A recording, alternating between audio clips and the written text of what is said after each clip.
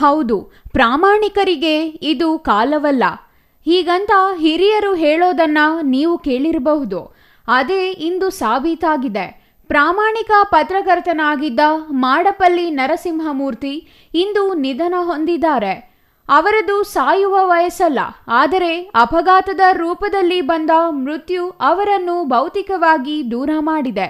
ಕಳೆದ 1.5 ದಶಕಕ್ಕೂ ಹೆಚ್ಚು ಕಾಲದಿಂದ ಪತ್ರಿಕೋದ್ಯಮದಲ್ಲಿದ್ದ ಪ್ರಾಮಾಣಿಕನೊಬ್ಬ ಇಂದು ನಿಧನರಾಗಿದ್ದಾರೆ. ಕಳೆದ 1.5 ದಶಕದಿಂದ ಪತ್ರಿಕೋದ್ಯಮ ಕ್ಷೇತ್ರದಲ್ಲಿ ಸೇವೆ ಸಲ್ಲಿಸುತ್ತಿದ್ದ ಪತ್ರಕರ್ತ ಮಾಡಪಲ್ಲಿ ನರಸಿಂಹಮೂರ್ತಿ ದುರಂತ ಸಾವು ಕಂಡಿದ್ದಾರೆ. ಪ್ರತಿದಿನ ಪತ್ರಿಕೆ ವಿತರಣೆ ಮಾಡಲು ಬಾಗೇಪಲ್ಲಿ ಪಟ್ಟಣಕ್ಕೆ ಆಗಮಿಸುತ್ತಿದ್ದರು. ಎಂದಿನಂತೆ ಇಂದು ಬೆಳಗ್ಗೆ ತನ್ನ ದ್ವಿಚಕ್ರ ವಾಹನದಲ್ಲಿ ಮಾಡಪಲ್ಲಿ ಗ್ರಾಮದಿಂದ ತೆರಳಿದ ನರಸಿಂಹಮೂರ್ತಿ ಅವರು ಗೂಳೂರು ಕಡೆಯಿಂದ ಬರುತ್ತಿದ್ದ ಪತ್ರಕರ್ತ ನರಸಿಂಹಮೂರ್ತಿ ಪೋತೇಪಲ್ಲಿ ಕ್ರಾಸ್ ಬಳಿ ಇರುವ ಇಟ್ಟಿಗೆ ಫ್ಯಾಕ್ಟರಿ ಬಳಿ ಅಪಘಾತ ನಡೆದು ಸ್ಥಳದಲ್ಲೇ ಮೃತಪಟ್ಟಿದ್ದಾರೆ. ಬಾಗೇಪಲ್ಲಿ ಕಡೆಯಿಂದ ವೇಗವಾಗಿ ಬರುತ್ತಿದ್ದ ಕ್ಯಾಂಟರ್ ವಾಹನ ದ್ವಿಚಕ್ರ ವಾಹನಕ್ಕೆ ಡಿಕ್ಕಿ ಹೊಡೆದ ಪರಿಣಾಮ ಪತ್ರಕರ್ತ ನರಸಿಂಹಮೂರ್ತಿ ಸ್ಥಳದಲ್ಲೇ ಸಾವನ್ನಪ್ಪಿದ್ದಾರೆ. ಪತ್ರಕರ್ತ ಮಾಡಪಲ್ಲಿ ನರಸಿಂಹಮೂರ್ತಿ ಬೈಕ್ಗೆ ಡಿಕ್ಕಿ ಹೊಡೆದ ಕ್ಯಾಂಟರ್ ವಾಹನ ಪತ್ತೆ ಹಚ್ಚಲು ಭಾಗ್ಯನಗರ ಪೊಲೀಸರು ವಿವಿಧ ಆಯಾಮಗಳಲ್ಲಿ ತನಿಖೆ ನಡೆಸುತ್ತಿದ್ದಾರೆ. ಭಾಗ್ಯನಗರ ಪೊಲೀಸ್ ಠಾಣೆಯಲ್ಲಿ ಪ್ರಕರಣ ದಾಖಲಾಗಿದೆ.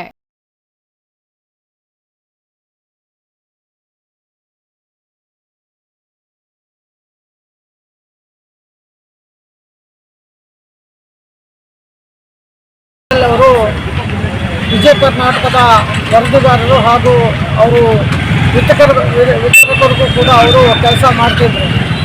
ಅವರು ಸುಮಾರು ವರ್ಷಗಳಿಂದ ಕೂಡ ಪ್ರಗತಿಪರವಾಗಿ ಆಲೋಚನೆ ಮಾಡ್ತಕ್ಕಂಥ ಪ್ರಜಾವಾಣಿ ಪತ್ರಿಕೆಯಲ್ಲಿ ಕೂಡ ಅವರು ಕೆಲಸ ಮಾಡ್ತಿರ್ತಕ್ಕಂಥ ಅನುಭವ ಇದೆ. ಅಂತ ಅವರು ಇವತ್ತು ಅವ್ರ ಊರಿಂದ ಮಾಡಪಲ್ಲಿ ಗ್ರಾಮದಿಂದ ಬಾಗೇಪಲ್ಲಿಗೆ ಪತ್ರಿಕೆಯನ್ನು ವಿತರಣೆ ಮಾಡಲಿಕ್ಕಾಗಿ ಬರ್ತಕ್ಕಂಥ ಸಂದರ್ಭದಲ್ಲಿ ಕೋಟೆಪಲ್ಲಿ ಕ್ರಾಸು ಆ ಕಡೆ ಕಾಪ್ಚಿನ್ನೇಪಲ್ಲಿ ಕ್ರಾಸು ಮಧ್ಯದಲ್ಲಿ ಇಟ್ಟಿಗೆ ಫ್ಯಾಕ್ಟ್ರಿ ಹತ್ರ ಇವತ್ತು ಅತಿ ವೇಗವಾಗಿ ಹೋಗ್ತಕ್ಕಂಥ ಕ್ಯಾಂಟರ್ ಏನಿದೆ ಆ ಕ್ಯಾಂಟರು ಅವರಿಗೆ ಮುಖಾಮುಖಿ ಹೊಡೆದಿರುವುದರಿಂದ ಸ್ಥಳದಲ್ಲೇ ಅವರು ಇವತ್ತು ಮೃತಪಟ್ಟಿದ್ದಾರೆ.